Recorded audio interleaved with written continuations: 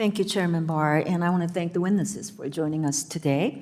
You know, I'm all for ensuring the stability of our financial system. However, when we talk to small businesses and households, we should also be frank and transparent about how increasing capital requirements and making models and scenarios less predictable can reduce lending and access to capital.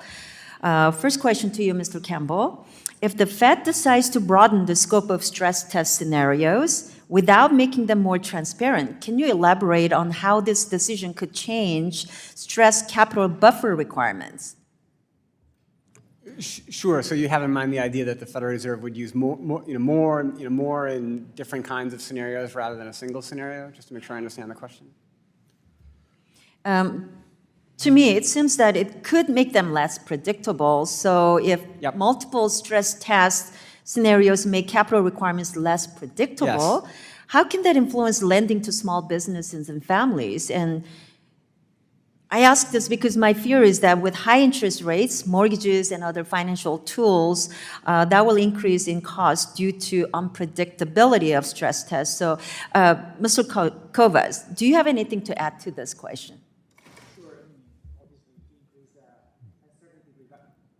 Sorry, if you increase uncertainty regarding stress test results, the banks will want to hold more capital as a precautionary buffer. As I said earlier, no bank wants to be below their minimums by the time the requirements go live. So yes, they will reduce credit availability and provision of capital to markets.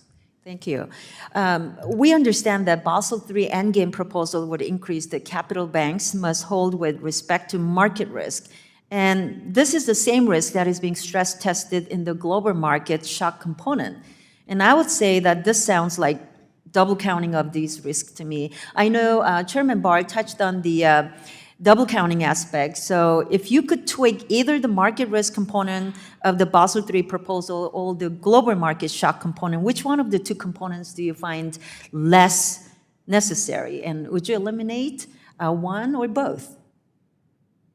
I mean, I can answer. Mr. Koves? I mean, we were disappointed, in terms of the Basel proposal. You want to look holistically about requirements and look at the requirements at the product level and see which ones are in excess. I think you want to adjust both of the requirements potentially. So the existing market risk framework has some flaws for which the Fed, through the stress tests, has ameliorated some of those flaws through the global market shock.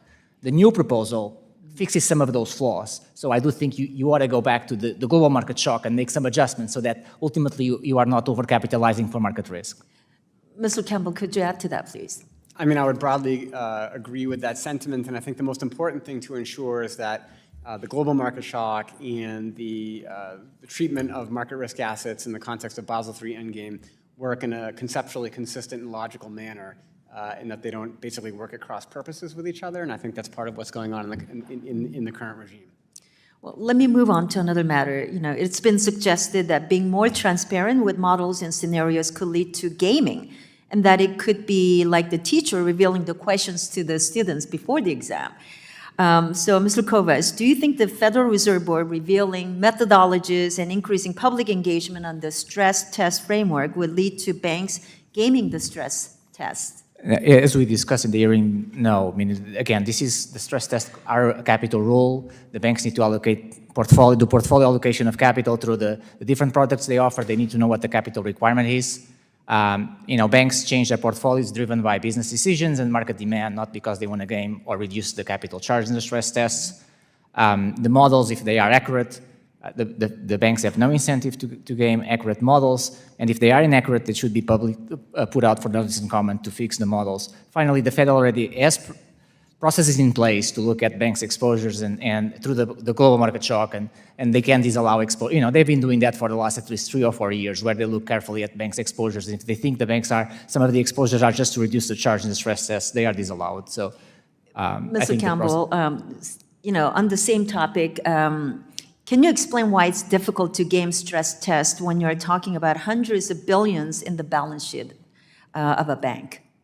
Sure. So I think this notion of gaming the stress test is largely a misnomer. And what banks are doing is they're using the information that they have access to in the risk weights, in the context of things like the GSIB capital surcharge, and in principle, in the context of the stress test, to assess the riskiness of the assets on their balance sheet and then make funding decisions on a relative basis in concert with the other information that they bring to the table in the context of their own risk management decisions. And the better information that they have access to, the more complete that information, the better a risk management decision that they can make. To the extent, as Francisco and others have pointed out, to the extent that the Federal Reserve is concerned about some sort of gaming activities or something else, they have a variety of remedies at their disposal that they can use through the supervisory process to deal with that. They do not need to limit the transparency in the stress testing regime to deal with that issue. Gentleman's time has expired.